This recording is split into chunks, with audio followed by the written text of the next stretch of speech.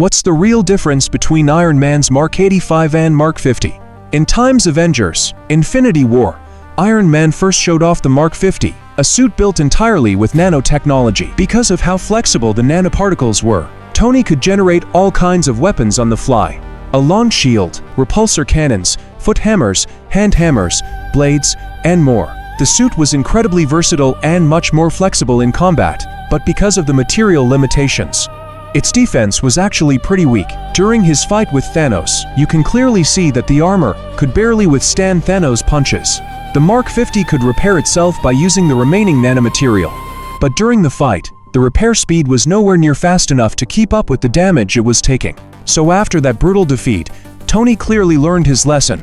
In times of Avengers: Endgame, he upgraded the suit's nanotech density and created the Mark 85. And in battle, we can see that its defense had improved dramatically.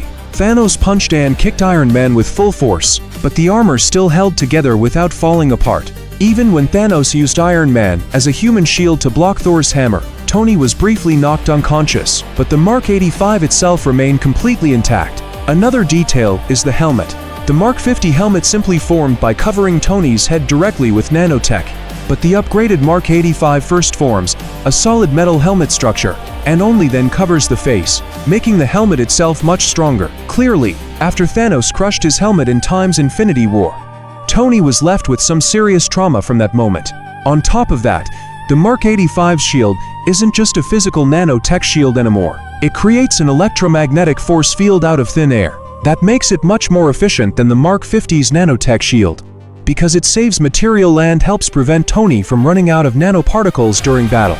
But to me, the strongest thing about the Mark 85 is this: it can withstand the power of all 6 Infinity Stones. The Mark 50 absolutely could not have done that. Remember, Thanos' gauntlet had to be forged for him by the Dwarf King himself.